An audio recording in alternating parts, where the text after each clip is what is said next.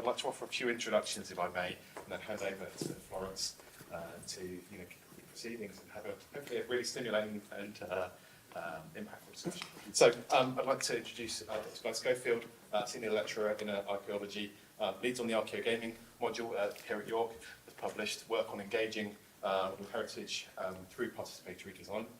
I'd like to introduce Dr. Connie Morgan, also from the same department, Director of Digital Archaeology at Heritage Lab, with many interests, including sustainable approaches to digital technology. I'd like to introduce Professor James Newman from Bath Spa University. He's a course leader in games development there. It's widely published on the topic of video game history and heritage, both within and outside of academia. He's a member of the research and curatorial team at the National Video Games Museum in Sheffield. And we've also got Dr. Jenny Cromwell from Manchester Metropolitan University. He's the co-director of the Manchester Metropolitan Games Centre, which is newly convened. So please join me in welcoming our guests to the panel, and I'll hand over to Florence to moderate.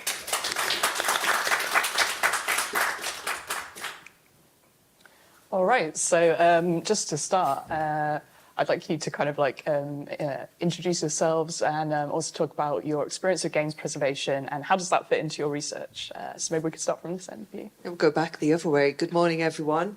So I was going to say I feel like a slight interloper, not being a game studies or like digital archaeology person.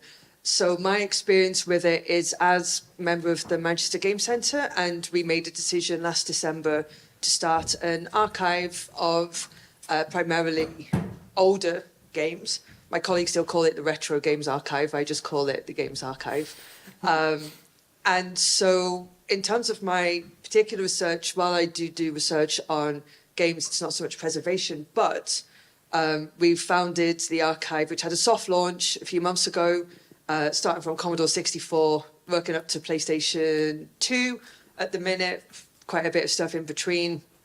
And so what our aim is we're still in the cataloguing process and figuring out what we do with this archive, but we ultimately want it to be a tool for research, for teaching, and for public engagement, to have it a living archive and not just a storeroom full of old cool games that no one looks at.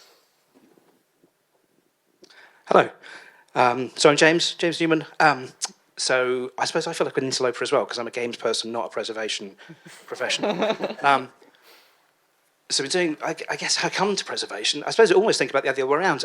Started doing games research probably longer ago than I care to remember, and fairly quickly found that the games I was writing about, or the types of play, practices of play, perhaps something we may go on to later, was sort of disappearing. So every time I wanted to write about something, it was really hard. It was really hard to play those things myself. It was also very hard to offer kind of case studies in publications and say, hey, you should go and look at this thing.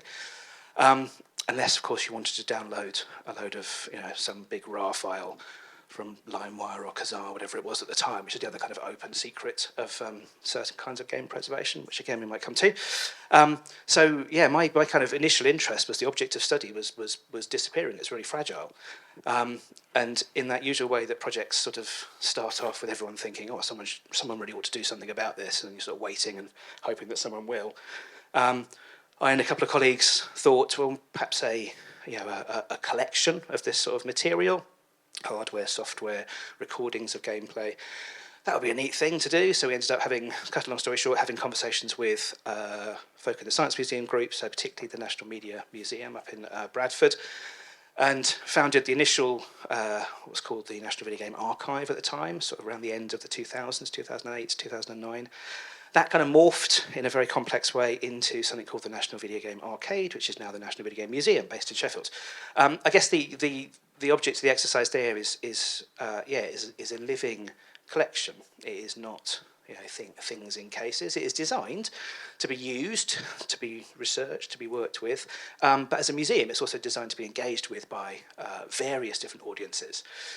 So one of the real challenges was thinking about how you make that material available. So how do you take games that might take 150 hours to complete, where that really, really cool bit that you're really interested in is 100 hours in, and you only get to if you did these three things in this particular order 100 hours ago.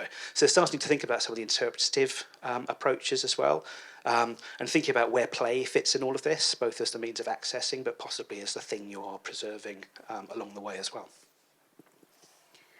My name is Colleen Morgan, and I think my research has been interwoven with gaming just as methodology for longer than I would suspect. I built mud when I was 16, and I think my approach is kind of towards archaeology has continued. I think of archaeology as world building, very much so, so gathering data to build worlds for other people to play in, including myself. But I think coming from an archaeological background, but also understanding what it takes to bring the past into conversation with multimedia, it's a unique preservationist style because archaeologists, it is a truism that we destroy the things we study. So, I mean, imagine if you're studying a video game, that video game explodes right after you play it in the end. And so what do you do at that point to document everything you can about that game to that point because you know it will die? And that's the case with most digital media. So I think also the University of York has the happy circumstance to be part of the Archaeology Data Service, and that is an enormous digital archive of all kinds of media because we explore all kinds of media through archaeology. And they have a very unique perspective on what it means to try to preserve things forever. So I'm Guy Schofield. I'm definitely an interloper, but probably not less here than in my day job because I'm a senior lecturer in archaeology who's actually a digital artist with a background in game design. So my kind of contact with game preservation is really kind of in two different directions. Through my teaching, so for the last 8 or 9 years I've been teaching undergrad and postgrad students kind of introduction to game design principles, especially game art. And a lot of the techniques that I teach are easier to teach through reference to older games because older games, you know, you can see the joins more easily a lot of the time. The other way in which I kind of engage with this is through the work that I make. So in the past, I was part of a research group where a lot of the folk that I was working with in Newcastle were really interested in kind of always-on digital things. So I work with a digital jeweller for quite a while called Jane Wallace, who does things like making digital lockets where you open them up and they fade slightly every time you see them, and you can't turn them back, you can't reset them. And some of the work that I've been making recently kind of addresses that idea with reference to the environmental crisis. So things like a piece of work where every time you pass in front of it, the sea level rises a bit, you can't turn it back, and when it gets to the end, it's the end. There's no way of resetting it. So that process of the idea of games aging and games being kind of situated in particular periods is becoming more and more a part of my practice, really. Amazing, and thank you for those introductions. That's really great to hear like more context for your work and kind of how it all interrelates. So that kind of leads on to the next question, which I'm really excited to hear all your answers, which is kind of thinking about motivations. What does it mean to preserve a game, and why should we do it anyway? And how do we choose what to preserve? So maybe we'll start with Guy. Sure. Yeah, so it's a big question, obviously. Yeah. Sure, we were there. I think one of the things that I was really interested in this question is that often when we talk about preserving different media, we talk about preserving literature or even films, we're kind of thinking of almost a static context for them to exist within. So if we preserve a film, we might worry about the colours in the print fading or dirt on it, things like that. But at the end of the day, we're thinking about experiencing it in a cinema that looks pretty much like cinemas have for 100 years. And I think one of the things that I'm really interested in this is the fact that the context in which we play games and experience them, the technologies that surround them, the technologies that we need to run them have changed so much that it's very difficult to actually get back to a point of actually remembering what those games were like without, setting up a 1988 living room with a cheap CRT TV in it. So yeah, I'm really interested in that whole kind of ecosystem around game preservation. Yeah, I think it's similar for me as well. Obviously, the things that archaeologists don't see are the performances around things. Usually when it's again a truism to say, oh, that's just ritual. And so what are the rituals of gaming? How does a game controller actually move the person's body? how can we record the context, the cultural context of the game around it? So how do we not only read it in sort of a Derridian kind of way, but how do we seek the materiality of both the cartridge, but also kind of the bag of holding that the game contains, all of the materiality within the game, and how do we understand it? Do we pick it apart, or do we try to see it as a complete landscape? I find that dissonance as an archaeologist really interesting, because I did a while ago, I did an archaeological excavation of a hard drive, right? So I took it apart and looked at each of the pieces and tried to understand the different materiality of digital, but obviously that is not the code. And so kind of moving between those two spaces is really interesting for me, and we still haven't quite squared it, so we need help. I wish. Well, yeah. What does it mean to preserve a game? I mean, so I think those answers already kind of point to the difficulty of that question. In some extent, the kind of the complication is, what does it mean to preserve a game? Also, when we say game, what are we actually talking about there? So some of that will be the materiality. Some of it's about play. And I guess some of this is really, it's about thinking about the possible use cases and sort of, in some senses, almost working backwards. So for some people, game preservation is about the game. It's about the playable experience. But my colleagues who do code studies, they're not interested in the packaging necessarily. They're not interested in the industrial design of a console or the ergonomic design, HCI of a controller. They're really interested in the source code, or they might be interested in all the version control repositories to see how that code and all the comments that might be in there, all the bits that were left out. So there's so many different things that game preservation can be, because there's so many different constituencies, and depending on who you ask, you'll get a different version of what game preservation means, which is really, I think, sort of, I guess, focuses on that question about who's going to decide. So one of the things at the moment, I guess, is we've tended, so this might be a bit of a caricature, but tends to, I guess, sort of the presupposition often within when we say game preservation is about keeping the playable game in some form of existence, whether that's trying to solder things back together and use original hardware, with all the caveats about what the original experience was, the context in which you encounter it, or we run into things like emulation, which again I think we're going to sort of come to with some of the later questions. But I guess the sort of principle is that we're trying to keep the playable experience in perpetuity, which is cool, but it only tells us so much. It doesn't. Even then, what does it mean to actually play a game? If we all played the same game now, we would all play it in different ways. So I've become, over the years, completely obsessed with speed running and glitch hunting, and the ways in which play is can be completely transformative. So even if we described what the game was, even if we decided, okay, play is going to be the thing that we're going to keep, playability is going to be the thing we keep, what would that actually tell us about what the game actually meant, how it was played, how that understanding of what the game was transformed over time through those multiple different constitutive, transformative practices of play. So all of this is by way of saying it's just such a big, complicated, sort of multifaceted thing, really. And I think we're still at the point where we're trying to work out what game preservation actually means. In a way, I almost wonder if the word game, is the game of game preservation. It might be helpful to maybe broaden that out, to start thinking about some of those practices which seem much more constitutive. I'm not really sure what the word is. I don't think it's play preservation, because it's also about development practice, it's about retail and marketing and merchandise and all those other things. But I think there's something about either broadening out the terminology or our understanding of what the word game is, because it tends to focus on that kind of atomized thing that we can point to. It's a cartridge, it's a CD, or it's an increasingly ethereal thing in a cloud somewhere with a live service.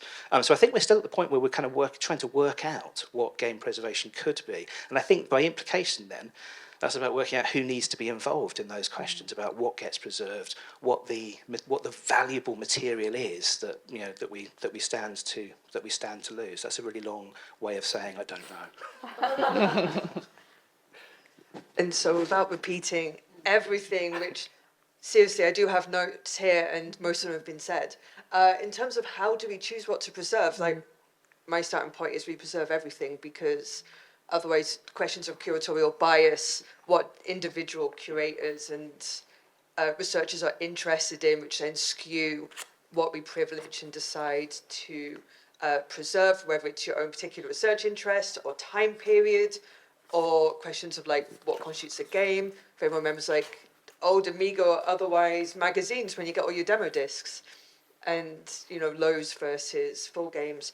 And one thing I've been thinking about, because as a way of background, like one of the motivations for starting our game archive is that it was based on my dad not knowing what to do with his massive collection of from Amiga 500, 500 plus CD32 and up, that had been in the attic for forever and was not doing anything. And it's like, you know, I think we all agree that games should be played. You know, it's, while, you know, I love the Amiga, it's like a physical artifact as well, because it also holds lots of memories, and I'll go back onto that kind of, not just player experience, but kind of beyond that as well. But one of the things about the Amiga 500 is that it's really easy to copy games. I mean, it took forever, but most people I knew who had Amiga had very few legal, I guess, licensed copies of games, but just discs, floppies and floppies of copied games from friends and other people. So the code is preserved, but the artifact of the game is not.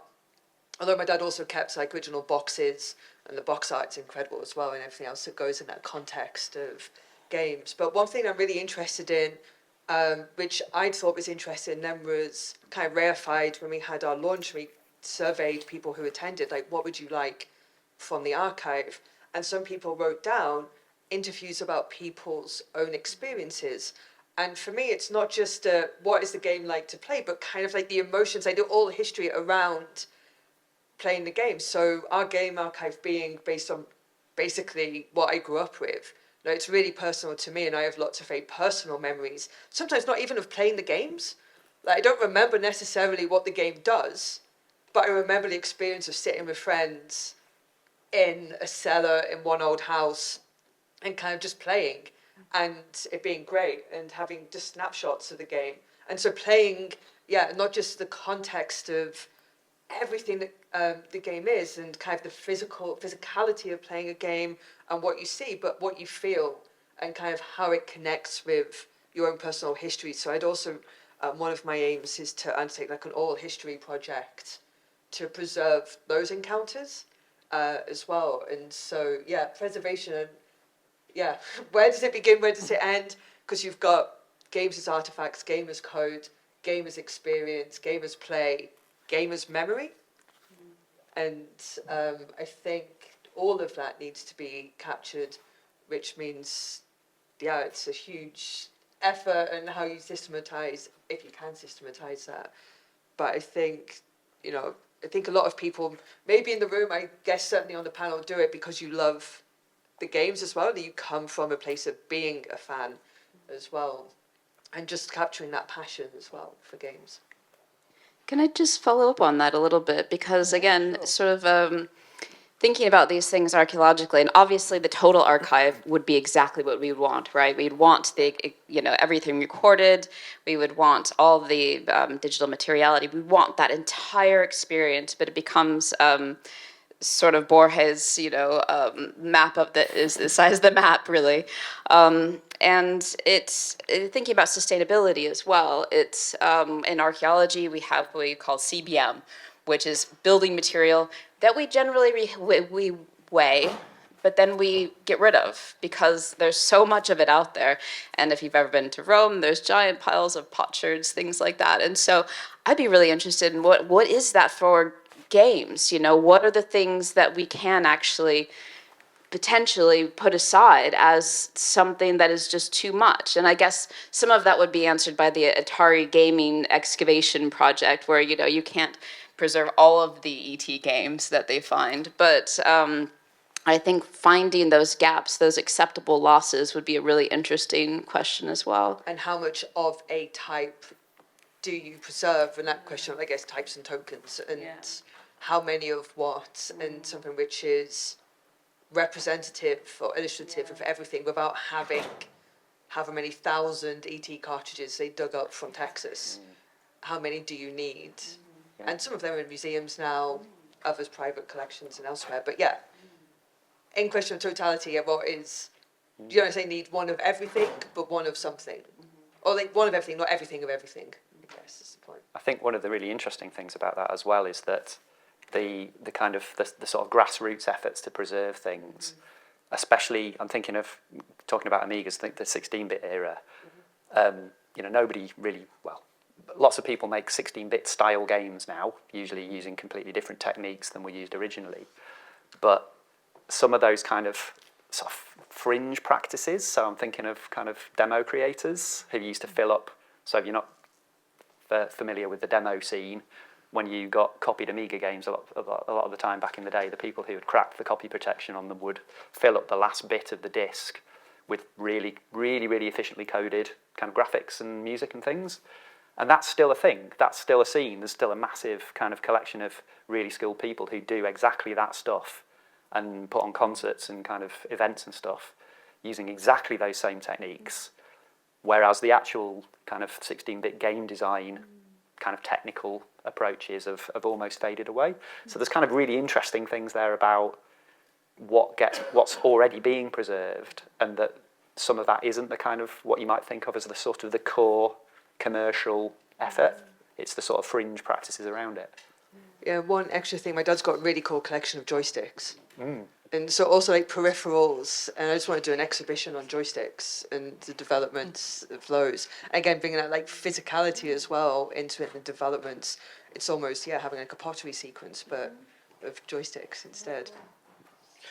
Just to pick up on that point of the sort of fringe practices and piracy, raises some really interesting questions in terms of institutional holdings, with different institutions having different approaches to risk, for example, in terms of what they will hold, or their collecting policies, either allowing or disallowing the collection of certain kinds of material. Some of my favourite materials that we have in the National Video Game Museum's collection are these. Very much speaks to what you were saying before. They're sort of hand-drawn cassette inlays, for obviously copied cassette games, and just blank cassettes with names written on them, crossed out, and then the new game that was copied over. And they really tell you about these kind of these practices which were extraordinarily prevalent and made possible by those kind of technologies of duplication, the compact cassette in that case, or floppy disks. But there's whole industries of piracy that exist around that, with copying cartridges and paper, sort of kind of weird paperclip thing that jams the door of a PlayStation open so you can swap discs. Oh, I've got an alternative where it's an alternative lid for a PS2. Yeah. Where you put a load disc, which makes it think it's a legitimate Sony product, and then you flip the lid. Yeah. But that's in the collection as well. Yeah. I'm not saying where it came from, but. No, I couldn't possibly vouch for whose handwriting is on these cassettes either. But those more informal sort of fringe practices, or those sort of industries that exist around to facilitate. Okay, so often described as facilitating the creation of homebrew on your own games, but in reality, for piracy or for importing games, that whole sort of grey import, as it was called, market that existed. Pretty much sort of you can point to the day in which it stops.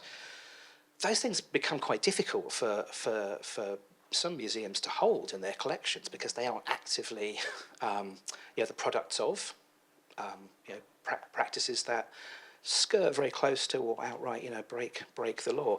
So there's some really interesting stuff there that I think we need. It's a real challenge to work out how to actually collect those materials. Within the context of institutional, well, certainly within the context of institutional collecting, which of course is only one facet of what we mean by game preservation. But some of those materials are very, very fragile, but really essential in telling the story of what games were, how they were shared, how they were copied, distributed, modified, and changed along the way. I think that probably leads very nicely onto our next question, which kind of touched on this, like, what are the main challenges for preserving games, especially compared to other media as well? So if anyone wants to start. Yeah, I think there's like the legal, and we spoke like licenses with games and individual licenses, point that Ross and I were talking about before. But for me also, one of the interesting things of working with 20-year-old student interns in the summer to help catalogue our collection was one of them held up a cassette for the Commodore 64. I was like, what do I do with this? And so, like, I think James talking about obsolescence of technology and dealing with working with 40-year-old hardware, and one, how do you adapt it to put it on flat screen monitors and get it done, because no one wants to get an old TV and sort out all of that. So there's practical things to be able to play. I think it's been a good lesson in patience for how long loading is in C64 and some Amiga games. And so there's been some interesting points that have come in terms of, obsolescence and making things functional. If you're interested in running it on the original hardware, obviously emulation kind of is a question coming up later, which is a different point, but also preservation. And coming from a museum background as well, like one thing we haven't tackled yet is everything is currently in plastic, really useful boxes in my office. So that's not a good medium term, let alone long term storage. Like, how do we do this? Which requires space, institutional buy-in to commit to preserving it. All those like really kind of boring technical things as well. And that's not even thinking about download only and digital only games and what happens to lost code, because at least we've got the physical to work with. And I think one of the risks that potentially is run is privileging physical over digital, just because of the extra challenges that storing digital only games poses, let alone mobile games and code for that.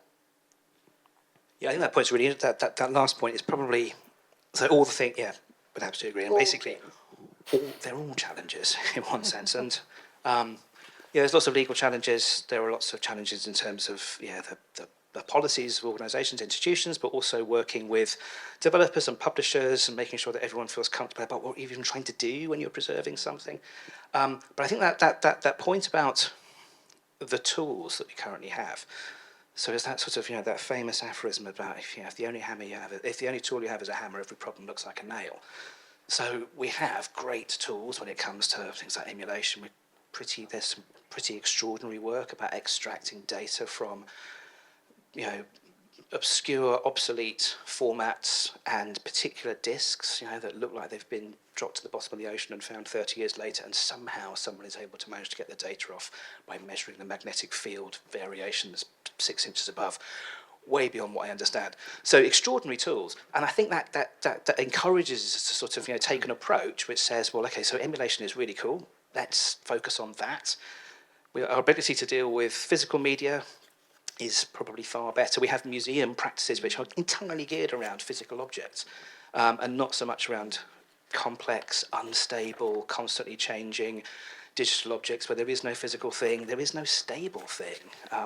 Okay, so here's a challenge. What's Minecraft? I was going to say, what do you do with like DLCs and updates? And so the first thing you have to ask is okay, so when are you asking that question?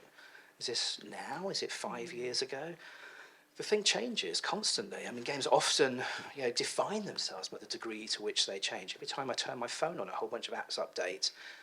Things that I could do yesterday I can't do anymore. Fortnite introduces ideas of seasons. It's a bit like television, apart from the fact that season 2 of Breaking Bad doesn't make season 1 disappear. So we have these things that are erasing their own history as well. There's entire business models based around it. So we have really bad ways of, I suppose, even conceiving of what the kind of issue is there. And I suppose the temptation is to think, let's focus on the Commodore 64 cassettes and the NES cartridges, because they're easier to deal with. So I suppose the biggest challenge is those really complex, all the complex challenges around dealing with physical media and all the other materials around experience. And if we say things like video capture, and all those people, all those celebrity Minecrafters playing Minecraft, oh cool, let's just archive all of YouTube, as if that was an easy problem. all of Twitch. But all of those, yeah, absolutely. So all of those problems. But I guess really fundamentally, the shift we're seeing towards things like live service games, digital-only games, or digital distribution, activation servers, all those kinds of things, it's tempting to sort of slightly close our eyes to that and say, well, we'll worry about that when we get to it. That's here.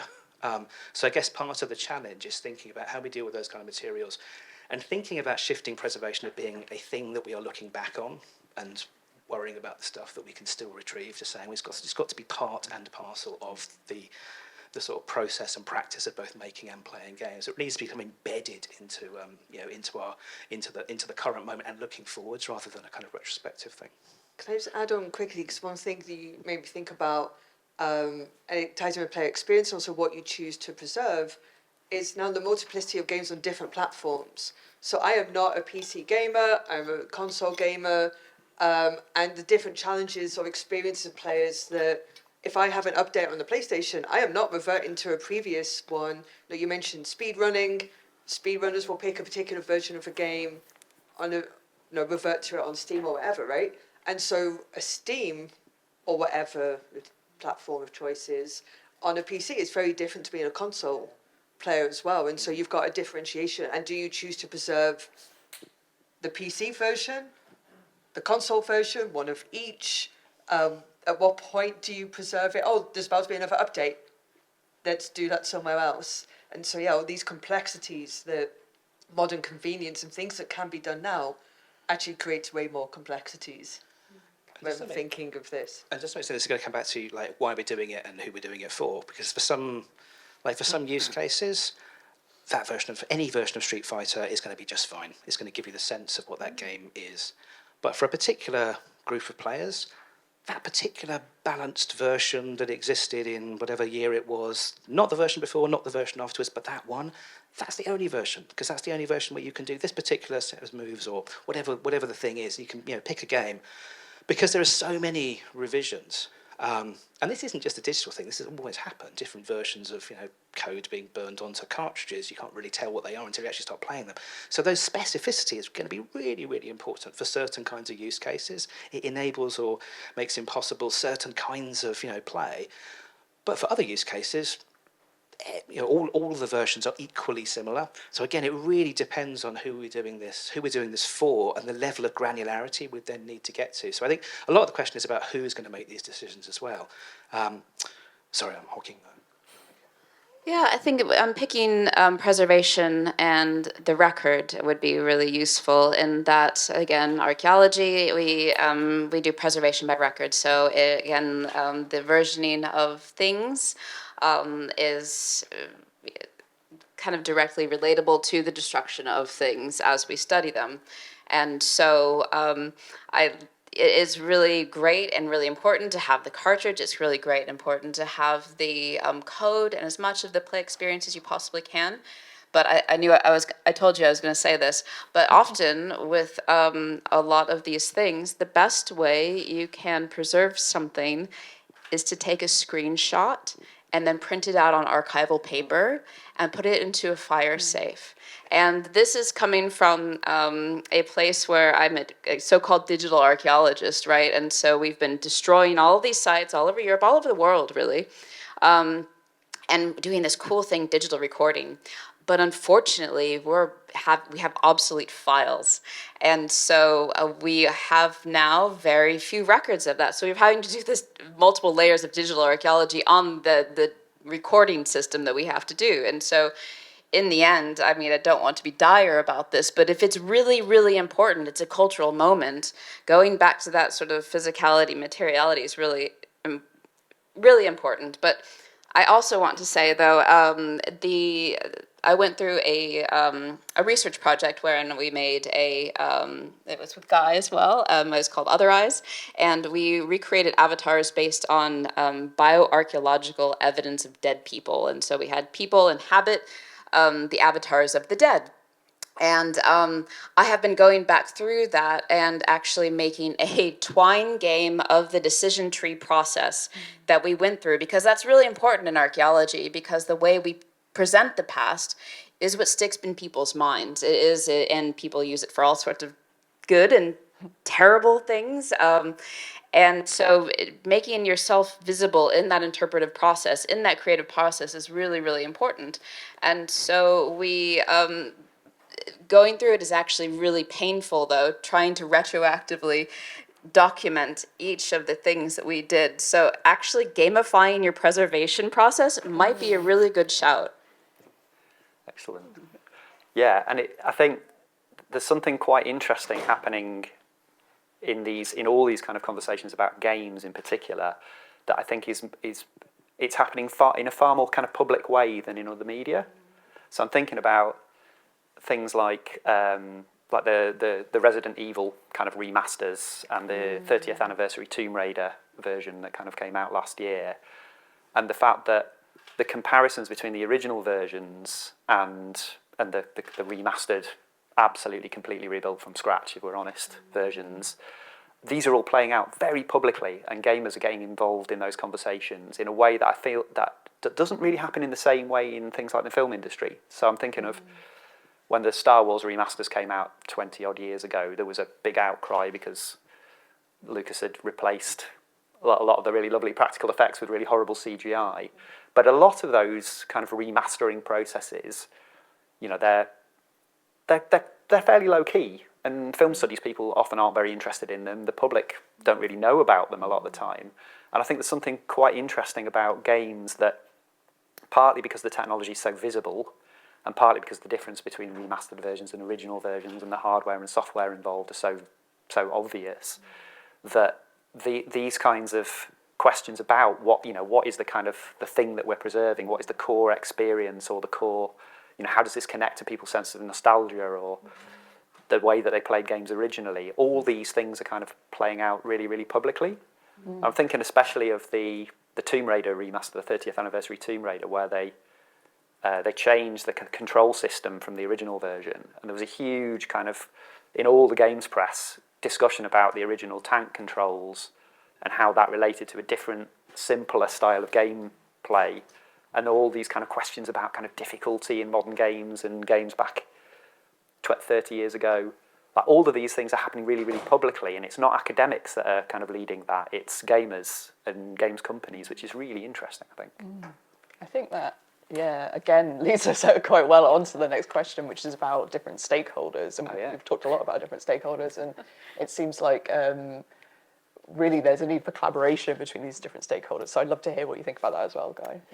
Yeah, so because of that, because I think, there's a risk that because these things are happening, that academics get in the way of the process rather than helping. And I think one of the things that kind of academics working in this area, our responsibility is keeping that kind of level of criticality and openness and continually bringing people into that conversation rather than the other way around. There's always a risk when academics move into an area of discussion that's already well inhabited, that we end up as gatekeepers and we end up writing about things and then they get locked up behind paywalls.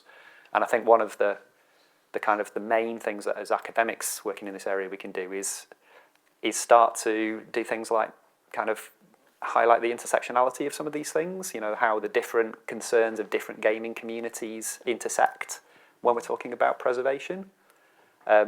Obviously, the people that are talking about this in the press are often coming from they're coming from the positions of game journalists, or they're coming in the positions of middle-aged white men who played these games when they were kids. All of these questions, and obviously they will come from those perspectives. And I think one of the things that we can do as academics is see how those different concerns intersect and draw attention to them and kind of bring a sort of level of criticality to some of them, hopefully. Any thoughts? I was going to say, for me, one of the interesting things, again, going back onto like oral history and collecting people's interests and picking up on this, like academics as gatekeepers, and also what we decide, is best for these things or how to go about it. I'm really interested in the intersection of the relationship between games and public history, because don't know how many people in the room are aware of public history, and there's been a lot of work recently, and it's really interesting when reading general introductions to it that games almost invariably don't appear. And if they do, sometimes digital, analog, almost never, which is quite interesting. But it tends to rely on film, like very passive media, whereas games are so great in terms of public history for how people hack them, mod them, interpret them, talk about them. And so in terms of stakeholders, there's a whole load, we've spoken about some like institutional, infrastructural stuff that has to be done to facilitate preservation. But yeah, what the Game Centre as well we're really interested in is going beyond, which sometimes is down to doing events not on university campuses, but going places where other people will attend and not be put off by, but how do you get that word out, because Twitter and Eventbrite probably aren't, the sources to do it. And so, yeah, how do you bring other people interested into the game without feeling that we're extracting stuff from them from our own benefit as well? Because academic can also be extraordinarily extractive process, and to actually have it be collaborative and participatory as well. And so, yeah, that's why I'm really interested in games or games as public history, and not just coming at it from an ancient history perspective, but more broadly as well. So I suppose pick up on that was a really neat project that. So it was the museum, the National Video Game Museum, kind of led on. It was about Animal Crossing. It's a game which I can see a few nods. I can see a few people putting their hands on their hearts. So Animal Crossing is a game series that's existed for many, many years. There was one particular release that launched a few weeks, months before much of the world was thrown into kind of turmoil through lockdowns. And the game was one of the games, but Animal Crossing was the one this project focused on, assumed a really, I guess quite unexpected perhaps, certainly a very distinctive kind of role. In the same way that things like Zoom had been a remote team meeting tool for business that then turned into something where people were having Sunday lunches and quizzes, and the sort of transformative improvisations of the way in which that Zoom was adapted. Animal Crossing did the same to kind of fulfil the same sort of or occupy the same sort of role. So there was a sort of call, it was a very open call went out just to think about inviting people to sort of talk about their experiences of Animal Crossing during the period of the pandemic. It became very clear, some of the sort of news reporting or people talking about sharing videos online, that Animal Crossing had become a place. It became a place for people to meet up. The sort of in the best possible sense, the kind of the ordinariness of the game, the sort of the routine and the regimes, meeting up to watch a cartoon dog play a guitar at a particular time of day. Those things became really, really important, and tidying your house, doing all the weeding, in a world which was very chaotic and which routines had been sort of largely gone out the window. Being able to meet up with people because you could invite, this was an internet connected version of the game, so you could invite people to visit your island.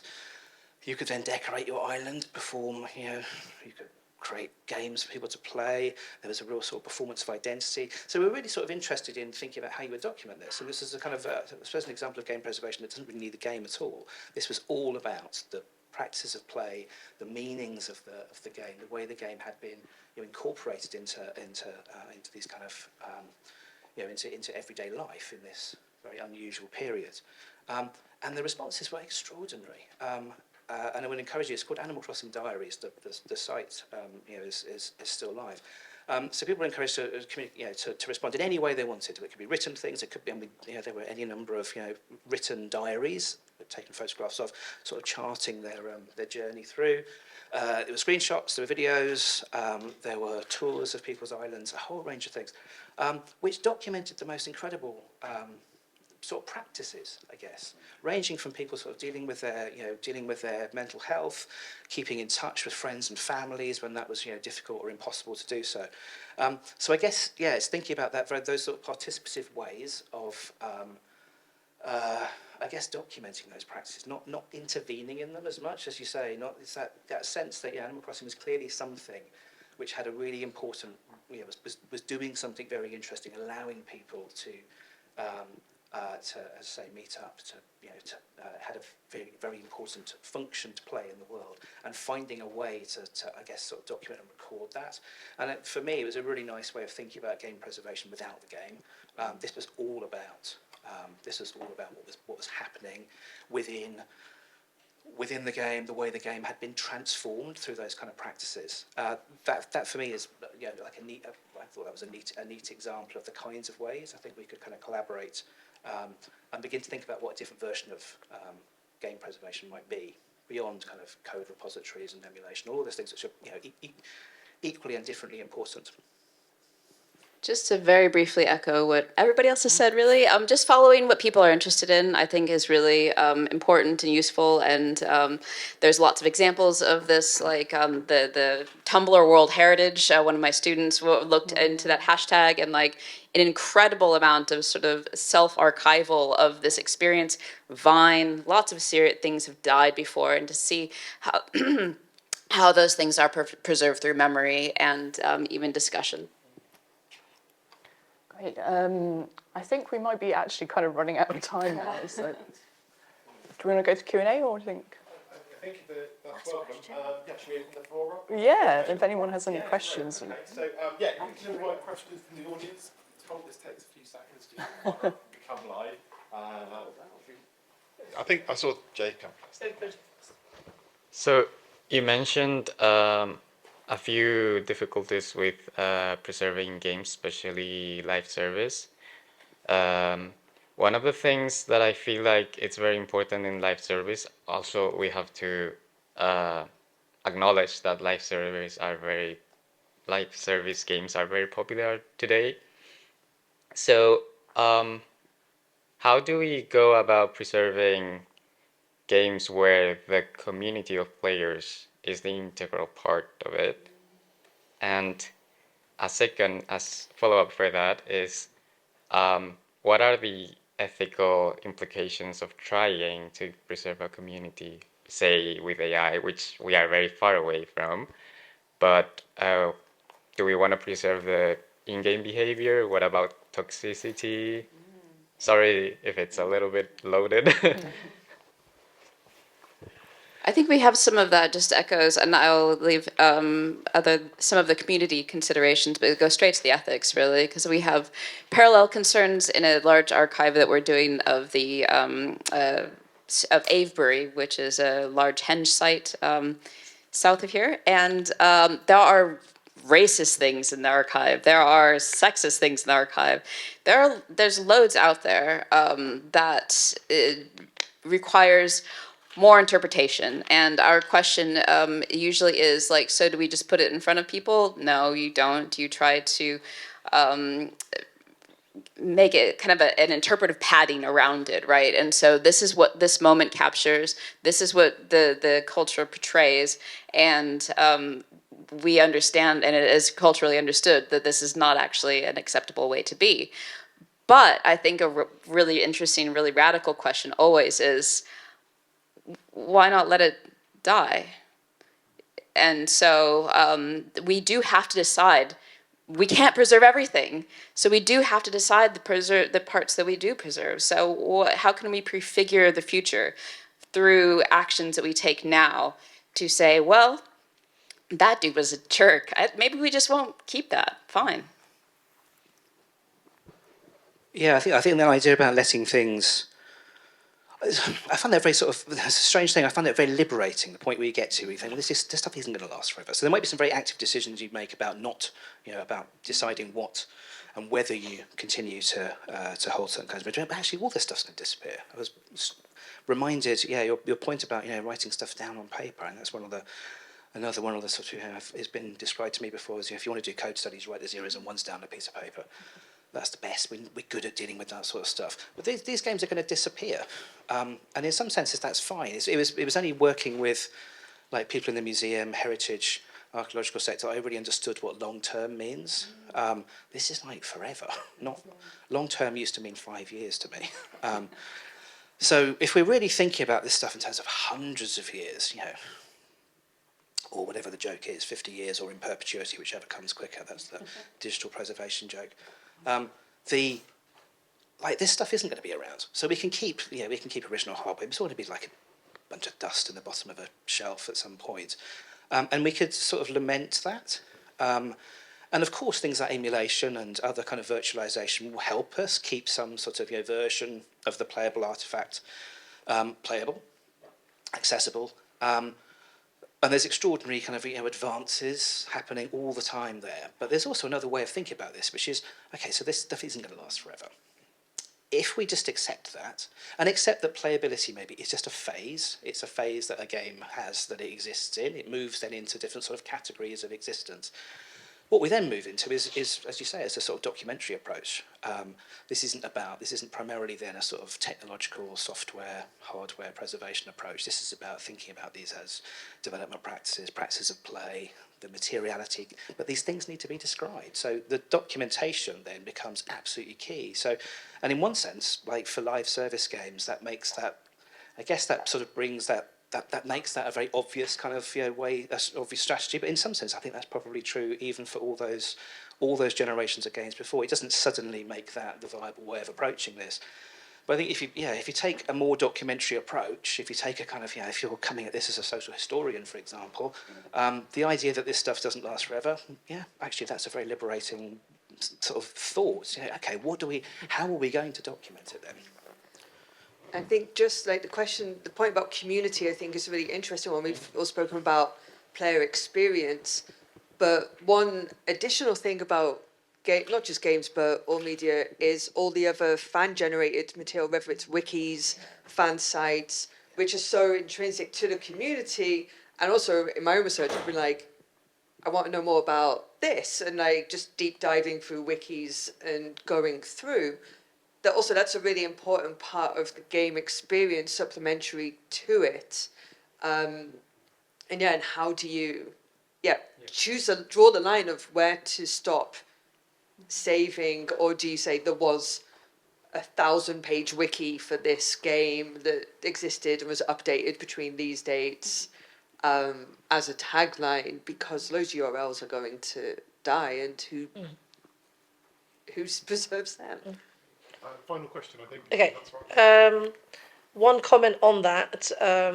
So I play Magic the Gathering, and Wizards actually deleted a bunch of stuff from their original site, and one of the YouTubers actually made a way back machine, which took him God knows how long. He was like, why did I decide to do this?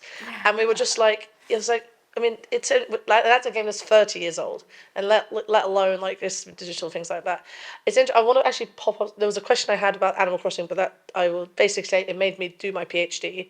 That whole period, I was an Animal Crossing generation. I saw what games was doing for people. So when the video game museum, I just scoured through it as a very interested researcher in video games during Crisis, going, oh my God, there's so much there. I love that piece of work. But something coming up from Jay is, how do the developers also get involved in this process, stakeholders? Because I went to develop, and the CEO of Eve is like, we are trying to make a process where Eve is forever, and we were like, well, that's interesting, but they are also trying to these big live service games. They're like, we are trying to preserve it and open up the code and make sure that it's a thing that's forever. But I don't know if that was just a nice fancy marketing PR thing, but if that's something that these games, I feel like Eve is also a weird case study in that respect, where they are very much,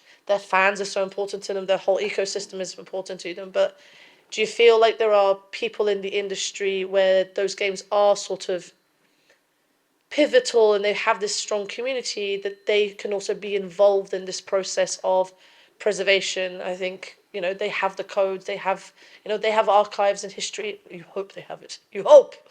But I know certainly for Eve that's an effort they're making, and I imagine other more less money hungry developers are also like that. So I wanted to ask you if that's getting them involved in that stakeholder process, because they are obviously the people who make them, and how do we maintain that engagement with them, especially for these live service big games, things like that. Yeah, it's a really interesting one, that, because I think one of the differences between the games industry and pretty much all the media is that the instinct of game publishers in particular in the past has been, rather than filmmakers generally, if a museum wants to collect a film, filmmakers are really keen on that. Yeah, please do. Memorialise me. Yeah. And game studios have been the opposite. The legal challenges to museums being able to legally accession games in various ways in the States are still ongoing, and academics and museums are really trying to fight to be able to do a lot of these preservation activities. So it's really interesting to hear about examples where developers are actually taking an active role in not just thinking about their games, but thinking about the communities around their games. Yeah, I'm not familiar enough with that area to know of any other examples, but I wouldn't be at all surprised that there are other things happening in that space. Well, sorry. I guess I just would want to push back on forever, you know. I understand, and just I also the idea that that we actually have choice because we are curating, we're preserving, we're talking about this is really interesting.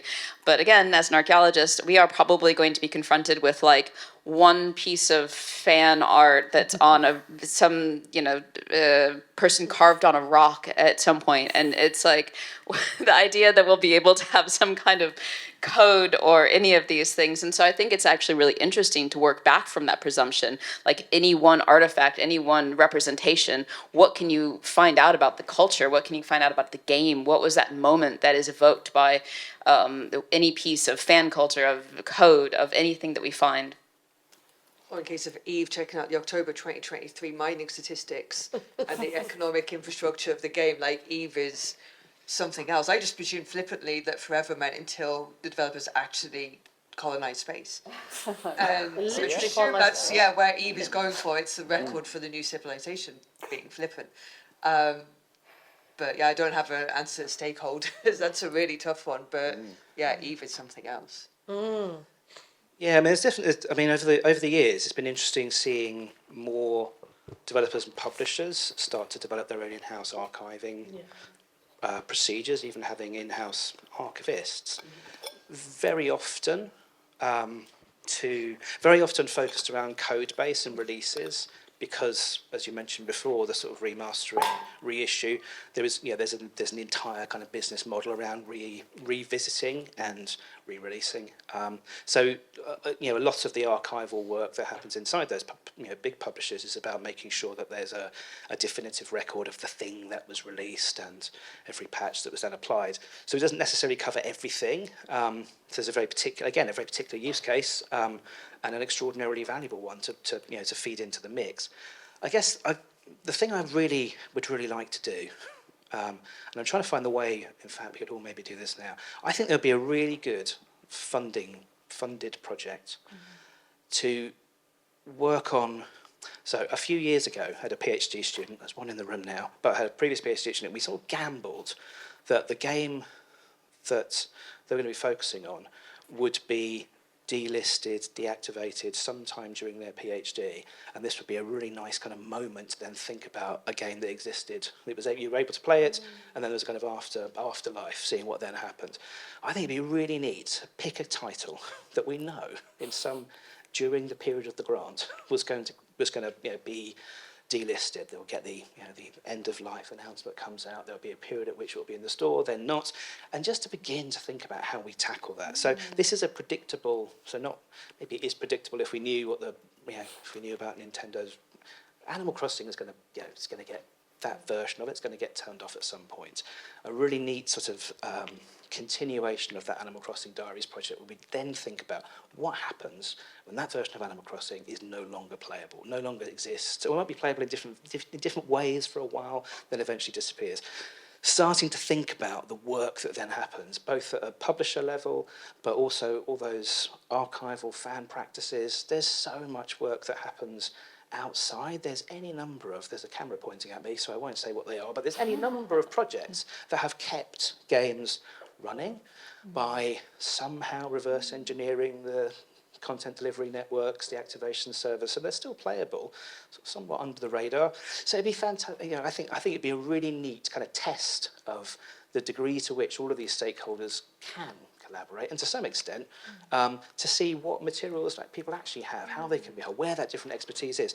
This has got to be a distributed project. No one can do all of this. We've only begun to scratch the surface of what this stuff might be, from code through to fan, cosplay costumes. This is such a broad kind of field that it's going to have to require people to collaborate. I think that, given that that's the sort of, I guess, the emerging challenge is digital only or digital distributed games, live service games, picking a project around which we know there is going to be a run-up, and then a point at which that thing becomes delisted, unavailable. That would be a neat thing.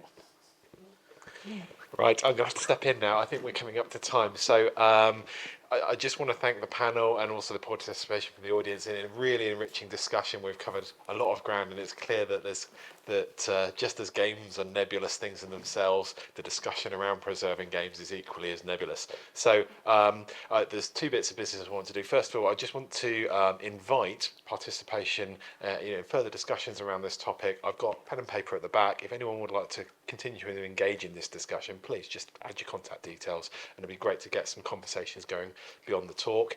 But other than that, I'd like to thank all of our panelists for their contribution to this talk. Thank you so much.